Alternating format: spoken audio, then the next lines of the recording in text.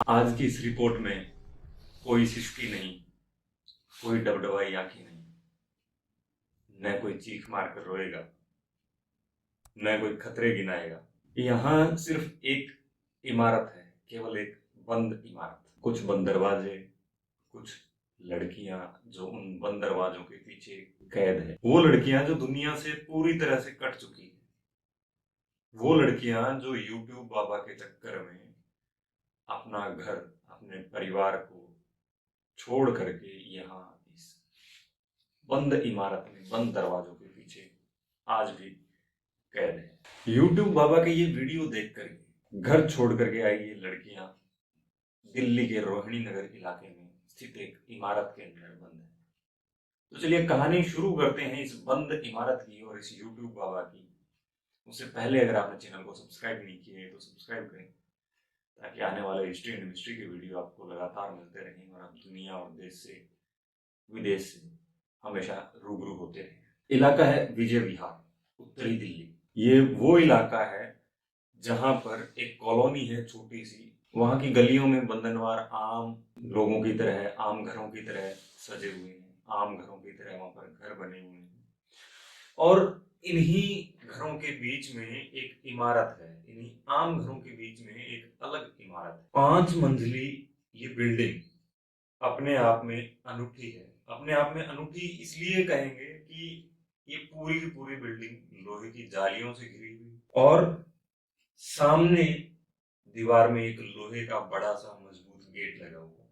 और ये दीवार से ऐसे सटा हुआ गेट है कि जैसे कोई बाहर से भीतर अगर झांकने की कोशिश भी करे तो उसे कुछ भी हासिल नहीं होगा। और ये वो बिल्डिंग है। इस बिल्डिंग के ऊपर पीली पट्टी में नीले अक्षरों में लिखा हुआ है आध्यात्मिक विश्वविद्यालय। ये वो इमारत है जिसके इर्द गिर्द यूट्यूब बाबा की, जिसके इर्द गिर्द इसमें बंद लड़कियों की कहानियां घूमती रहती, जो दुनिया से पूरी तरह से कट चुकी है। पर्दों के बीच में लगभग दिसंबर 2017 की बात है, कुछ पीड़िताओं को शेल्टर होम में पहुंचाया गया था। दिसंबर 2017 में इस रिहायशी कॉलोनी में पुलिस ने छापेमारी की। पुलिस का सायरन पूरी कॉलोनी में गूंज रहा था। जेल की तरह इस बंद इमारत में चारों तरफ, जिसमें लड़कियां थी, उसको चारों तरफ से पुलिस ने घेर लिया था। घंटों इसके अंदर सर्च ऑपरेशन चलाया गया और लड़कियों को बरामद किया गया, जिसमें लगभग 40 नाबालिग लड़कियां थी जो खुद को बाबा की कैद में बता रही, और यूट्यूब बाबा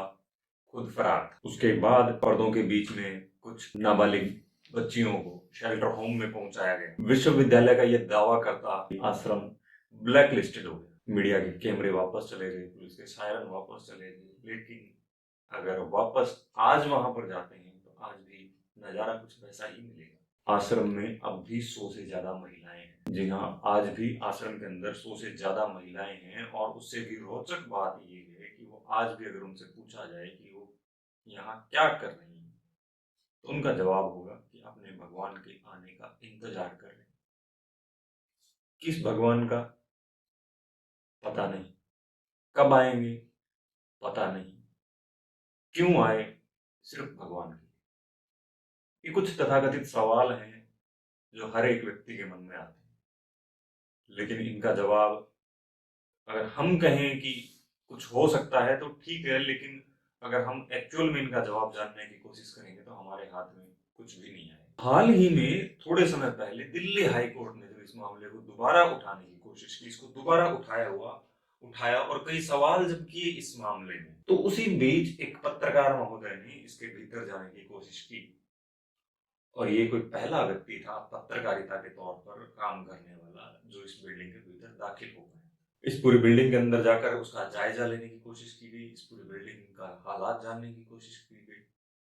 हालांकि एंट्री लेना इतना आसान नहीं था। कई तरह के कागजात मांगे गए, कई जगह पर दस्तखत करवाए गए, कई शर्तें, अनुबंध भरवाए गए। कुछ काफी लंबी चौड़ी कागजी कार्रवाई की प्रोसेस के बाद में अंदर एंट्री मिलती। जब अंदर एंट्री मिली तो उन्हें एक कमरे के अंदर ले जाकर के बैठा दिया गया कि आप बस इंतजार कीजिए। और सिवाय इंतजार के कुछ नहीं। क्यों कुछ नहीं? इसलिए क्योंकि एक कमरा है जिसमें 3 से 4 दरवाजे हैं और हमें पता नहीं है कि हम किस दरवाजे से कमरे के अंदर आए हैं और किस दरवाजे से हमें आगे जाना है।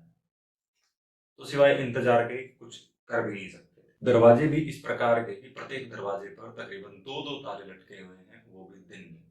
यानी कोई चाह कर भी बाहर आना चाहे तो नहीं आ सकता, अगर कोई बाहर का व्यक्ति अंदर आना चाहे तो नहीं आ सकता। छत में सबसे ऊपर से लेकर नीचे तक लोहे की बड़ी बड़ी जालियां लगी हुई है, जिससे केवल रोशनी आ सकती है, इसके अलावा और कुछ नहीं। अंदर रह रही जो लड़कियां हैं, जो महिलाएं हैं, उनका बाहरी दुनिया से कोई नाता नहीं है, वो बाहरी दुनिया से पूरी तरह से कट चुकी है। ठीक 12:15 एक दरवाजा खुला और उस दरवाजे से मुझे एक खास हॉल के भीतर ले जाया गया। खास दरवाजा इसलिए क्योंकि मैंने जैसे पहले ही बताया कि एक ही कमरे के अंदर कई दरवाजे बने हुए हैं, तो वो दरवाजा खास इसलिए कि उसी दरवाजे से हॉल के भीतर जाया जा सकता है, आम व्यक्ति को पता नहीं लगा सकता। थोड़ी देर बाद वहां पर 2 महिलाएं आती हैं, गुलाबी साड़ी पहने। उनके साथ साथ 2 महिलाएं और आती हैं, जिनके हाथ में कैमरे। जिस हॉल में बिठाया गया पत्रकार महोदय को, वहां पर पहले से ही एक सीसीटीवी लगा हुआ है, जो ठीक पत्रकार महोदय को फोकस कर रहा है। यानी कहने को सीधे सीधे कहें कि एक ऐसी कुर्सी पर बैठे हैं पत्रकार महोदय, जिनके सामने सीसीटीवी कैमरा लगा है और 2 साइड से उनकी कैमरे से रिकॉर्डिंग की जा रही है। 3 दिशाओं से रिकॉर्डिंग हो रही है। आगे की बातचीत शुरू हुई। सामने जो 2 महिलाएं बैठी थी, उनमें से 2 महिलाएं अमेरिका से आई थी, पूछने पर कि क्यों? भगवान से मिलने के लिए। कैसे? वीडियो देख। और परिवार अगर नहीं माना तो उनसे बगावत करनी पड़े। ये जवाब रहे उन महिलाओं के जो अमेरिका से केवल यूट्यूब बाबा के वीडियो देख करके भारत पहुंची है, इस आध्यात्मिक विश्वविद्यालय के अंदर। हालांकि साल 2017 के अंदर दिसंबर में, मैंने पहले भी बताया कि कुछ फंस चुकी लड़कियों को शेल्टर होम में पहुंचाया गया, उनको रेस्क्यू किया गया। उनके परिजनों ने पहले भी शिकायत की हुई थी कि हमारी बच्चियों को कैद कर लिया गया है, हमें हमारी ही बच्चियों से मिलने नहीं दिया जा रहा है। और उनकी इसी शिकायत को बाद में आगे प्रोसेस में लाया गया। कई दिनों और कई घंटों या कई महीनों के इंतजार के बाद में अगर उनसे मिला भी गया, उन बच्चियों से उनके परिजनों द्वारा मिला गया, तो वो चाहकर भी अपनी बच्ची से उस तरीके से नहीं मिल पाए, अपनी बच्ची को उस एक हुलस करके गले नहीं लगा पाए वो। तो उनके अंदर एक टीस थी, जिसकी वजह से शिकायत हुई और आगे सारा मामला प्रोसेस में आया। उनका एक आरोप ये भी था कि नशे के कारण उनकी बेटियां बुद्ध की तरह हो गई, एक पत्थर की मूर्ति की तरह, एक बेजान बॉडी जो है वो हमारी बच्ची को बना दिया गया है। कुछ इस प्रकार की शिकायतें परिजनों के द्वारा लगातार पुलिस में दी जा रही है। हैदराबाद के एक पिता जो है वो अब भी अपनी बेटी वापसी के लिए कोर्ट में लड़ाई लड़ रहे हैं। एक लंबी लड़ाई है, कानूनी लड़ाई है, चल रही है। और कोर्ट में उन्होंने ये आरोप लगाया है कि नशा दे दे करके उनकी बेटी को एक बुत बना दिया गया है, या उनकी बेटी जो लता नाम बता रही है उसका ब्रेन वॉश कर दिया गया है, और अब वो बाहरी दुनिया से उसको कोई सरोकार नहीं है, कोई लेना देना नहीं है। जिस बेटी वापसी की लड़ाई जो पिता लड़ रहा है, उनकी वही बेटी कोर्ट में उनसे मिलती है, अदालती कागजों का एक पुलिंदा लिए हुए कि उनका अब इनसे कोई लेना देना नहीं। तो आप इस बात से समझ सकते हैं कि उनका ब्रेन वॉश किस लेवल तक किया गया है या किस तरीके से किया गया है। यानी वही बेटी जिसे ब्रेन वॉश कहा जा रहा है, वो अपने ही पिता के खिलाफ लड़ाई लड़ रही है, अपने ही पिता से अलग होने के लिए। हमें ये डिसाइड करना होगा कि क्या सही है, क्या गलत है। और ये वो लॉजिक है जो जिसके सहारे ये महिला अमेरिका से चल करके दिल्ली आई है, यूट्यूब बाबा से मिलने के लिए, सीधे दिल्ली। और वो भी ऐसी वैसी कोई औरत नहीं है, टेक्नोलॉजी में पीएचडी करने वाली एक औरत यूट्यूब बाबा से मिलने के लिए इस आश्रम में पहुंची है, और वो भी माता पिता को बताए बिना। अब बूढ़े पेरेंट्स जो हैं वो अदालत के चक्कर काट रहे हैं लगातार अपनी बेटी को वापस लेने के लिए। इसी प्रकार सामने बैठी 2 और महिलाओं ने भी बताया कि कैसे उनका परिवार जो है, कैसे जो उनके पेरेंट्स हैं, वो उनको भगवान से मिलने में रोड़ा बन रहे थे, या वो भगवान से मिलने नहीं दे रहे थे। जब उनसे पत्रकार महोदय ने दरवाजे पर पहरेदारी की बात पूछी कि इतना पहरा क्यों है, तो उनमें से एक महिला ने कहा कि आजकल वक्त ही कुछ ऐसा है कि सबको अपनी अपनी सेफ्टी की जरूरत रहती है, तो दरवाजे भी बंद रखने होते हैं। जब लोग सही तरीके से आएंगे, अपना नाम बताएंगे, एंट्री करेंगे, तो हम उन्हें भीतर क्यों नहीं आने दें? आपके पड़ोसियों के बारे में जब उनसे सवाल किया गया तो उन्होंने कहा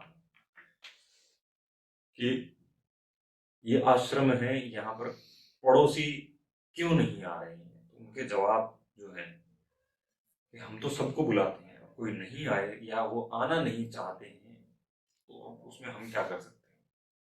उसके बाद एक लंबी चुप्पी, एक लंबा सन्नाटा, और तभी सामने बैठी महिलाओं में आंखों ही आंखों में इशारा होता है कि अब आगे का मोर्चा किसने संभालना है, आगे कौन बातचीत करने वाला है। और मजे की बात यह रही कि सीधे सवालों के जवाब भी गोलमोल मिले मुझे, बिल्कुल सीधे और सपाट जवाब, वो भी गोलमोल। फिर आश्रम का खर्चा पानी कैसे चल रहा है, इस पर पहले तो सभी एक दूसरे को देख रही हैं कि ये क्या सवाल है। फिर एक कहती है कि हम घर बार वाली हैं, हमारे परिवार वाले मदद करते हैं। गुलाबी साड़ी, चांदी रंग की बिंदी और करीने से सिमटे बालों वाली ये महिलाएं बोलने चालने में आश्रम की सबसे तेज तर्रार महिलाओं में से रही होंगी। हालांकि कड़े सवालों पर तो भी डगमगा जा रही है। वक्त सरक रहा था। लगातार रिक्वेस्ट के बाद मुझे पत्रकार महोदय जो है उनको अंदर जाने की इजाजत मिली। कैमरा पीछे पीछे चलता रहा। लोहे की घुमावदार सीढ़ियां, और उन सीढ़ियों से होते हुए वो लोग जा पहुंचे ऐसी भूल भुलैया में, जहां पर हर तरफ सफेद दीवारें बनी हुई हैं, सफेद चादरें और लोहे के ही दरवाजे लगे हुए। पत्रकार महोदय को साथ ले जा रही जो महिलाएं हैं वो बार बार रुक कर कंफर्म करती है एक तरीके से कि लेकर के कहाँ जाना है, एग्जैक्ट कहाँ लेकर के जाना है, कहीं और ना ले जाए हमको, एग्जैक्ट कहाँ लेकर के जाना है। मानो कोई गलत रास्ता भी हो सकता है उसमें, कुछ इस प्रकार की भूल भुलैया है। गलियारों से होते हुए जब वो एक हॉल में पहुंचे तो वहां पर प्रेयर हॉल के अंदर, प्रार्थना हॉल जो है, वहां पर दीवारों पर मुरली लिखी हुई थी। मुरली का मतलब है ईश्वरीय संविधान कह सकते हैं, या जो प्रार्थना के श्लोक हैं वो हो सकते हैं, कुछ अच्छी बातें कह सकते हैं, ईश्वर के बारे में कुछ अच्छी बातें लिखी हुई हैं। और इस मुरली जो टर्म है इसका इस्तेमाल वो बार बार बातचीत के दौरान कर भी रहे हैं। एक जगह लिखा था कि आवाज से हंसना नहीं है, जोर से हंसना भी एक तरह का विकार है। मुरली जो लिखी हुई है उस मुरली में ये बात लिखी हुई है कि आवाज से हंसना नहीं, और जोर से अगर आप गला फाड़ के हंस रहे हैं तो वो भी एक तरीके का विकार है। कुछ इस प्रकार की बातें। पत्रकार महोदय ने बताया कि मैंने तुरंत वो बात पढ़ते ही मैंने रिकॉल किया मेरे दिमाग को, और मैंने पाया कि मैंने अब तक किसी को हंसते हुए नहीं देखा है। इस पूरे घटनाक्रम के दौरान जब से पत्रकार महोदय मिले हैं तब से उन्होंने बताया कि मैंने किसी को हंसते हुए नहीं देखा, कि कोई ऐसा मुस्कुरा रहा हो या जोर से हंस रहा हो, कुछ इस प्रकार की हरकत जो है वो बिल्कुल भी नोट। हाँ, एक खिंची हुई मुस्कान जिसको कहते हैं, एक हल्की मुस्कान की रेखा जो है वो चेहरे पर जरूर दिखी, लेकिन कोई एग्जैक्टली खुल करके हंसता हुआ नजर नहीं है। कुछ इस प्रकार का माहौल उस इमारत के भीतर, जो कहने को बाहरी आवरण उसका खुद को आध्यात्मिक विश्वविद्यालय बता रहा है। उनकी मुस्कान जो है इस प्रकार से लग रही थी जैसे उनको कोई बहुत सख्त ट्रेनिंग दी गई हो इस चीज की। इसी मुरली पढ़ने और पढ़ाने के बीच में वहां पर काफी सारी महिलाओं का एक झुंड इकट्ठा हुआ। वे महिलाएं जिनसे बात करके मतलब हम लोग तसल्ली कर सके, तैयार महिलाएं एकदम, ज्यादातर गुलाबी साड़ियों में, और चेहरे पर एक रट लेने का भाव कि हाँ इनका सब कुछ फिक्स है, रटा हुआ है, आप चाहे जो मर्जी पूछो, लेकिन हम रटा रटाया जवाब। हरियाणा से आई एक महिला कहती है कि भगवान दुनिया में आ चुके हैं, ऐसे में हम बाहर क्यों रहते हैं। नर्म लेकिन एकदम सपाट आंखें, कंप्यूटर साइंस में बैचलर कर चुकी है ये महिला, और उसके बाद भी यहाँ पर है इस बिल्डिंग के अंदर। और वो ये मानती है कि मैंने जो पुरानी पढ़ाई की है ना वो एकदम बेकार गई है, मतलब मुझे कुछ भी उससे हासिल नहीं हुआ है। असली शिक्षा वही है जो यहाँ पर इस बिल्डिंग के अंदर मिल रही है। बाहरी जो शिक्षा है वो बिल्कुल भी काम की नहीं है। पास ही में एक चेहरा और है जो कि नेपाल से आया है। वो कहती है कि दुनिया ने कैसे कैसे बम बना लिए हैं, तीसरा विश्व युद्ध होने ही वाला है, दुनिया तबाह होगी, तब हम लोग बच जाएंगे क्योंकि हम सीधे भगवान की शरण में। पूछा गया कि जब आप क्यों बच जाएंगी, तो उसने किसी दूसरे मजहब का, किसी दूसरे धर्म का हवाला देते हुए कहने लगी कि वहां पर भी ये लिखा हुआ है कि जब कयामत आएगी तो खुदा के बंदे मौज कर रहे होंगे, तो हम बच जाएं क्योंकि हम अपने भगवान के पास हैं। पास ही में एक चेहरा और है, तीसरा चेहरा, जिसकी तैयारी लग रहा है कि जैसे ठीक ठाक नहीं है। ठीक ठाक इसलिए कि मध्य प्रदेश की जो रहने वाली ये महिला है, ये बात बात में या हर एक सवाल में थोड़ा अचकचा जा रही है, इसलिए तैयारी ठीक ठाक नहीं है इसकी, यानी बोलते हुए अटक रही है, सवाल पर झेपती जा रही है। यहाँ तक कि चेहरे पर भाव भी एक डर का बना हुआ है इस समय। जब वे वही जवाब देती है जो बाकियों ने दिए हैं कि भगवान दुनिया में आ चुके हैं, दुनिया तबाह होगी, तीसरा विश्व युद्ध होने वाला है, हम बच जाएगा, यानी सबके एक फिक्स रटे रटाए जवाब है। जब उनसे पूछा गया कि आपका रूटीन क्या है, तो उन्होंने कहा कि हम सुबह 2 बजे जाकर मुरली पढ़ते हैं। सुबह 2 बजे का मतलब है नाइट में 2 बजे, अपने लिए रात होती है। उन्होंने जब ये कहा कि सुबह 2 बजे जाकर हम मुरली पढ़ते हैं, तो क्रॉस क्वेश्चन आया कि 2 बजे तो रात होती है। तो एक महिला खिलखिलाकर बोली कि वो तो बाहरी दुनिया के लिए है या फिर आप लोगों के लिए, हमारा टाइम सुबह 2 बजे से शुरू होता है। 2 बजे जागते हैं सुबह, उसके बाद मुरली सुनते हैं, इसके बाद काफी सारे काम होते हैं, फिर वही चुनना बीनना जो भी काम करना है वो करते हैं। इन्हीं सब बातों के बीच Z+ सिक्योरिटी के साथ बाहर की तरफ पत्रकार महोदय रवाना हुए। Z+ सिक्योरिटी इसलिए कि वहां पर इतनी ज्यादा टाइट सिक्योरिटी कि एक व्यक्ति के लिए 8-8, 9-9 लोग घूम रहे हैं, तो Z+ सिक्योरिटी कहेंगे। इसी बीच सामने कुछ चादर बिछी हुई है, एक हॉल से गुजरते हुए नजर पड़ी, वहां पर कुछ सिलाई मशीनें रखी हुई है जो हालात में ठीक ठाक दिख रही हैं। तो उससे ये लगता है कि यहाँ जो रह रही महिलाएं या लड़कियां जो भी हैं, वो सिलाई का काम भी करती रही हैं या करती हैं अभी भी, ये भी एक संभावना है। गलियारों से गुजरते हुए एक बात और नोट हुई कि कोई भी रूम खुला नहीं है, किसी भी रूम का दरवाजा रंच मात्र भी खुला नहीं है, सारे के सारे दरवाजे एग्जैक्ट बंद है। यहाँ तक कि खिड़कियां तक उस दरवाजे की बंद है। अपने आप में अगर उस माहौल को देखें तो हमारे लिए वो इतना शांत माहौल कह सकते हैं कि हम वहां पर बहुत ज्यादा समय तक, एक आम इंसान जो है वो बहुत ज्यादा समय तक रहना वहां पर मुश्किल है। इसी बीच एक कमरा खुला मिला जिसमें लगभग 60 वर्ष से प्लस उम्र की एक उम्रदराज महिला उसमें नजर आई। और इसी बीच लगभग चलते चलते पत्रकार महोदय बाहर की तरफ पहुंच चुके थे। निकलते हुए सबने कई बार भगवान का नाम लेने के लिए, भगवान का ज्ञान पाने के लिए वहां पर वापस आने के लिए कहा। सबने बार बार समझाया और अंत में जब तक बाहर निकले तब तक कैमरा मुंह पर बना हुआ था।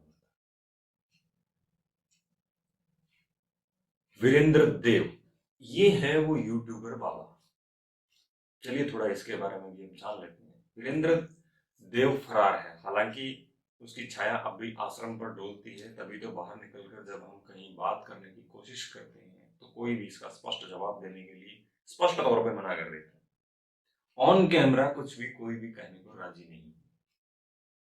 तो चलिए बात करते हैं थोड़ी सी यूट्यूबर बाबा वीरेंद्र देव दीक्षित के बारे में। उत्तर प्रदेश के फर्रुखाबाद में साल 1942 में जन्मे वीरेंद्र देव ने 1969 में ब्रह्म कुमारी आश्रम में दीक्षा ली थी।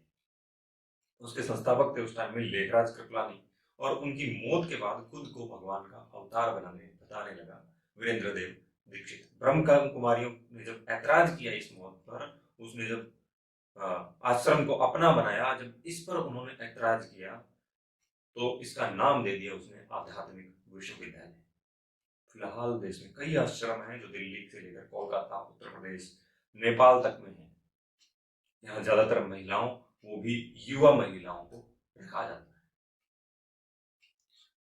5 लाख का इनामी है वीरेंद्र देव दीक्षित, जो कि फरार है। और उससे भी बड़ी बात है कि इंटरपोल भी उस पर एक नोटिस जारी कर चुका है कि 19 दिसंबर को पुलिस, महिला आयोग और दिल्ली हाई कोर्ट ने, कुछ वकीलों ने रोहिणी के इस आध्यात्मिक विश्वविद्यालय पर जब छापामारी की तो उससे पहले वीरेंद्र देव दीक्षित पर रेप का आरोप लग चुका था और 14 ताले तोड़कर 40 से ज्यादा महिलाओं को, 40 से ज्यादा बच्चियों को रेस्क्यू किया गया और बताया गया कि ज्यादातर लड़कियां नशे में थी और ठीक से चल भी नहीं पा रही थी। परिवार वालों ने कोर्ट में क्या बोला? जब बात परिजनों की आती है तो वीरेंद्र देव दीक्षित जो है वो खुद को कृष्ण बताते हैं कि मैं कृष्ण हूं या मैं कृष्ण का अवतार हूं। लड़कियों को वो गोपियों की तरह रहने को कहते हैं। जिस प्रकार कृष्ण, भगवान कृष्ण जो है वो अपनी गोपियों के साथ में रास लीलाएं किया करते थे, वो ठीक उसी प्रकार वो गोपियों की तरह रहने के लिए उकसाता है उनको। उन शारीरिक संबंध बनाने के लिए उनको मजबूर किया जाता है। कम उम्र की बच्चियों को नशे और हार्मोन्स के इंजेक्शन देकर उनसे जबरदस्ती की जाती है। परिजनों ने ये भी आरोप लगाए कि आश्रम में उनकी बच्चियों को कैद करके जानवरों जैसे हालातों में उनको रखा गया है। उन्हें न ढंग से खाना मिलता है, न ढंग से पीना मिलता है, न ढंग से नींद मिलती है। फैमिली में अकेले मिलने की उनको इजाजत भी नहीं मिलती है और लड़ाई अब भी जारी है। ये थी आज के आध्यात्मिक विश्वविद्यालय की कहानी और फरार वीरेंद्र देव दीक्षित और यूट्यूबर बाबा, जिसके वीडियो देखकर ये अमेरिका से कई महिलाएं भी यहाँ पर पहुंची। मिलते हैं अगले किसी एक और स्टोरी के साथ, तब तक के लिए जय हिंद।